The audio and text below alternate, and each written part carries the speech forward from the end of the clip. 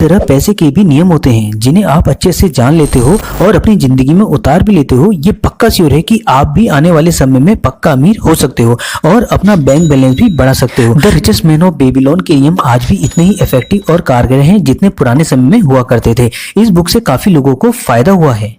इस बुक को पढ़ने के बाद और इस बुक के नियमों को सही मायने में अपनी जिंदगी में उतारने के बाद आप भी अपनी लाइफ में कुछ समय बाद बहुत बड़ा फाइनेंशियल चेंज देख सकेंगे। इस बुक में ऐसी बहुत सी चीजें बताई गई हैं जो आपको और कहीं नहीं मिल पाएंगी, जैसे आखिर पैसे को कैसे कमाएं और पैसों को अपने पास रखने का सही तरीका क्या होता है और अपने पैसों से पैसा कैसे बनाया जाता है।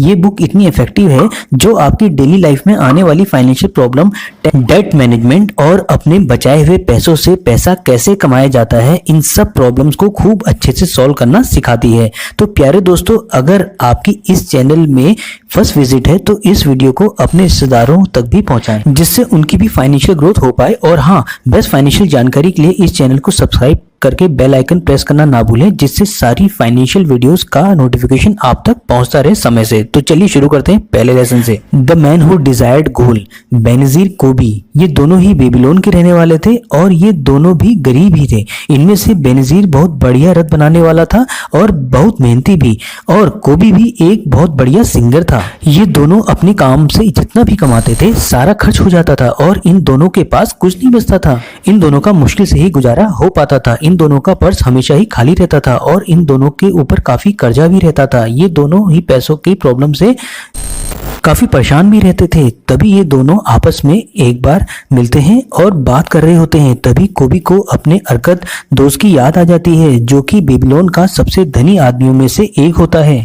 अरकत भी बहुत समय पहले बेनजीर और कोबी जैसा बहुत गरीब था। उन तीनों ने ही एक साथ अपनी पढ़ाई खत्म की थी। उस समय अरकत भी बहुत ज्यादा होशियार नहीं था और ना ही किसी काम में तेज और ना अक्लमंद। वो तीनों ही आपस में खेला और घुमा करते थे, लेकिन इन सब के बाद भी वो बेबीलोन का सबसे अमीर लोगों में शामिल हो गया। उसी समय कोबी और बेनजीर भी अपने गरीब दोस्तों के साथ अरकत के साथ मिलने प्लान बनाते हैं, जिससे वो भी अमीर बनने का सीक्रेट जान पाए और अपनी किस्मत बदल पाए। अब बढ़ते हैं दूसरे लेसन की ओर। The richest man in the Babylon.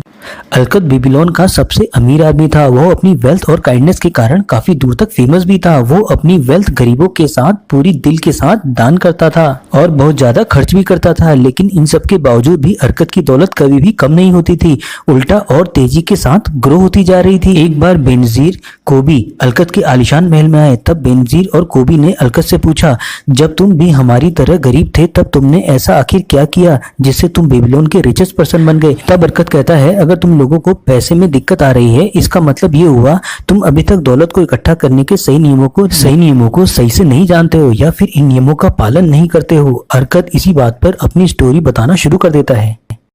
चलिए दोस्तों, अब बढ़ते हैं अरकत की अमीर बनने की स्टोरी में। मैंने अपनी शुरुआत बर्तन के काम से की और मैं काफी डिटरमिन्ड भी था अपने काम में, लेकिन महीनों मेहनत करने के बाद भी अपनी कोई दौलत इकट्ठा नहीं कर पाया। एक दिन अपने काम के सिलसिले में एक मशहूर व्यापारी एल्केमिस्ट मेरे पास आए, जो कि उस समय के बेबीलोन के कई बड़े आदमियों में से एक थे। उसी समय काम के दौरान मैंने पूछा, एल्केमिस्ट, आप बेबीलोन के काफी अमीर आदमी हो, क्या आप मेरे को भी ये सीक्रेट बता सकते हो कि मैं कैसे अमीर हो सकता हूँ? अगर आप मेरे को ये बताएंगे तो सारी रात मैं आपका काम करूंगा और सुबह तक आपका काम पूरा हो जाएगा। और जैसे ही साहूकार एल्केमिस्ट ने सुना तो वो तुरंत राजी हो गया। फिर क्या था, मैंने सारी रात जगकर उनका काम अच्छे से पूरा कर दिया और उन्होंने भी सुबह अपना वादा पूरा किया। फिर एल्केमिस्ट ने अरकत को दौलत कमाने का पहला सिद्धांत बताया, जो कि इस प्रकार है। पहला सबक, एल्केमिस्ट ने कहा, तुम जितना कमाते हो उसका 10% अपने पास ही रखोगे। मैंने पूछा, लेकिन मैं जितना कमाता हूँ उससे मैं पूरा का पूरा अपने पास ही रखता हूँ। तभी एल्केमिस्ट कहते हैं, ऐसा बिल्कुल भी नहीं है। क्यों? तुम बेबीलोन में रहकर खाने के पैसे नहीं देते? क्या तुम कपड़े खरीदने के बाद उसके पैसे नहीं देते? क्या तुम बेबीलोन में बिना पैसे खर्च किए जिंदा रह सकते हो? तुम्हारी पिछले महीने या पिछले साल की कमाई कहाँ है? तुम बाकी सबको तो पैसे देते हो, लेकिन अपने आप को नहीं। तुम अपने को छोड़कर बाकी सबके लिए मेहनत करते हो और उनके लिए कमाते हो। तब उन्होंने अरकत को समझाते हुए कहा, देखो भाई, तुम जो भी सोने की इनकम बचाते हो उस इनकम को तुम इन्वेस्ट करके अपने लिए और धन कमा सकते हो, और जैसे ही वो धन तुम्हें रिटर्न दे तब तुम उससे भी और धन कमवा सकते हो। तुम्हें इस बात की चिंता बिल्कुल भी नहीं करनी है कि तुम कितना धन इन्वेस्ट कर रहे हो। तुम्हें इस बात की चिंता नहीं करनी है कि उससे कितना रिटर्न आ रहा है, कम या ज्यादा। तुम्हें बिना चिंता करे सिर्फ अपनी इनकम का 10% ही इन्वेस्ट करना होगा। अब आते हैं इस कहानी की समरी में।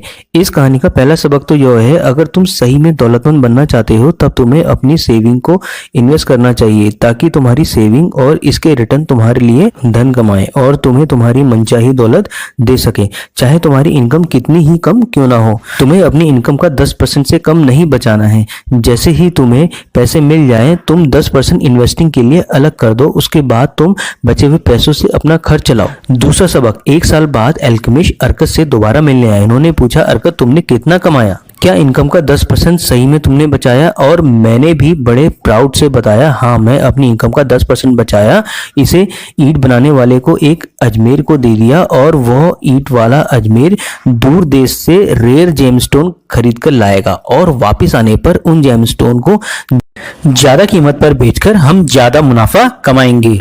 ये सुनने के बाद अल्केमिस्ट गुस्से में लाल होकर बोला, तुमने जेमस्टोन के बारे में एक ईंट बनाने वाले पर क्यों भरोसा किया? क्या कभी जूते सिलने वाले से खाने बनाने की रेसिपी पूछी जाती है? लो, तुम्हारी पूरी रकम ही डूब गई इस बार। अब तुम फिर से एक कोशिश करो। अगर तुम्हें जेमस्टोन के बारे में एडवाइस चाहिए होगी तो ज्वेलरी वाले के पास ही जाओगे ना। अगर तुम्हें कपड़े की एडवाइस चाहिए होगी तो कपड़े बनाने वाले के पास ही जाओगे। दूसरा सबक, एडवाइस एक ऐसी चीज है जो लोग फ्री में तो देते हैं, लेकिन इसे लेकर सतर्क रहने की जरूरत है। तुमको सिर्फ उनसे ही एडवाइस लेनी चाहिए जो व्यक्ति उस काम में स्किलफुल हो और उस काम को बढ़िया तरीके से करता हो। जो व्यक्ति अपनी सेविंग के बारे में गलत और अनएक्सपीरियंस लोगों से एडवाइस लेता है वो अपनी सेविंग उन लोगों के कारण गंवा देता है। इतना कहकर अल्केमिस्ट वहां से चले जाते हैं। अब आते हैं तीसरे सबक में। 1 साल बाद अल्केमिस्ट फिर से वापस आते हैं। हमारी इससे पहली मुलाकात के बाद तुमने कितनी तरक्की की ये बताओ पहले मुझे। तो अर्कद ने उन्हें बताया, मैंने अपनी इनकम का 10% सेव करके उन पैसों को ब्रास शील्ड बनाने वाले को दे दिया ताकि वे उन पैसों का ब्रास खरीद सके और हर 5 मंथ के बाद मुझे ब्याज देता है, यानी कि इंटरेस्ट देता है। अल्केमिस्ट ये सुनकर बहुत खुश हो जाते हैं और कहते हैं कि तुमने इस बार बहुत अच्छा काम किया है, और खुश होते हुए बोलते हैं कि लेकिन तुम उन पैसों का करते क्या हो, यानी जो इंटरेस्ट मिलता है उसका क्या करते हो? फिर उसने कहा, मैं इससे अच्छी अच्छी चीजें खरीदता हूँ और खूब जश्न मनाता हूँ। ये बात सुनकर अल्केमिस्ट हंसते हुए कहते हैं, तुम अपनी सेविंग के रिटर्न को खर्च कर रहे हो, लेकिन ऐसे में तुम उस रिटर्न से और ज्यादा धन कैसे कमा पाओगे, और तुम उस धन से और भी ज्यादा धन कैसे कमा पाओगे? अब सीक्रेट सुनो, तुम्हें अपने रिटर्न से धन की खूब सारी सेना बनानी है, उसके बाद तुम काफी बेहतरीन जश्न बना सकते हो आसानी से। अब बढ़ते हैं तीसरे सबक की ओर। अपने इन्वेस्टिंग से मिलने वाले इंटरेस्ट को यानी इनकम को खर्च नहीं करना है, उसे दोबारा इन्वेस्ट और री इन्वेस्ट करना है, जिससे वो आपके लिए और ज्यादा कमा सकें। कुछ सालों तक ये करना ही होगा। ऐसा करने से तुम्हारे पास धन की एक सेना तैयार हो जाएगी। 2 साल बाद अल्केमिस्ट फिर से अर्कद से मिलने आए। उन्होंने अर्कद से पूछा, क्या तुम्हें मनचाही दौलत मिल गई? तो मैंने कहा, उतनी तो नहीं हो पाई, हाँ लेकिन मैंने कुछ संपत्ति तो जरूर जोड़ ली है जो अब मेरे लिए इंटरेस्ट कमाती है। अर्कद कहता है कि मैं अमीर बना क्योंकि मेरे अंदर अमीर बनने का डिजायर और डिटर्मिनेशन था। मैं जो भी काम करता हूँ उसे खत्म ही करता हूँ, चाहे वो काम कितना ही छोटा या बड़ा क्यों ना हो। अर्कद ने अपने गरीब दोस्तों बेनजीर कोबी के साथ उनके दोस्तों को भी यही कदम उठाने की एडवाइस दी। पहली, अपनी इनकम का 10% सेव करें और सेविंग 10% से कम नहीं होनी चाहिए। दूसरी, अपनी बचत या सेविंग का इन्वेस्ट जरूर करें। जल्दी अमीर बनने के चक्कर में शॉर्टकट और फ्रॉड के चक्कर में ना पड़ें। तीसरा, इंश्योरेंस करवाएं ताकि अगर आपको कुछ होता है तो आपके बाद आपकी फैमिली सेव रहे। चौथा, उन्हीं लोगों से एडवाइस लें जो उस फील्ड पे नॉलेज या एक्सपीरियंस रखते हों। पांचवा, अपनी कैपेसिटी के अनुसार ही मेहनत और सेविंग को करें, उससे ज़्यादा नहीं। हद से ज़्यादा कंजूस ना बने। जब तक आप इस दुनिया में हैं तब तक आप अपनी लाइफ को एंजॉय जरूर करें। अब आते हैं लेसन नंबर 3 में, 7 cures for a lean purse. प्यारे दोस्तों, बेबीलोन एक काफी वेल्दी शहर था। इसका मुख्य कारण यहाँ के रहने वाले लोग थे जो बहुत समझदार थे और इन्होंने भी अमीर बनने के सीक्रेट सीख लिए थे। वो सब काफी बढ़िया और बेहतरीन जिंदगी जीते थे। एक बार वहां के सम्राट ऑर्गन को पता चला कि जो लोग अमीर हैं उनको तो अमीर बनने के सीक्रेट पता है, लेकिन उन लोगों का क्या जो अमीर नहीं बन पाए, क्योंकि उन लोगों को तो अमीर बनने के सीक्रेट पता ही नहीं थे। तो प्यारे दोस्तों, अगर आप सही में उन कंप्लीट 10 एसेट्स के बारे में जानना चाहते हैं तो कमेंट सेक्शन में जाकर कंप्लीट वीडियो को देखना ना भूलें, जिसका लिंक कमेंट सेक्शन में पिन किया हुआ है।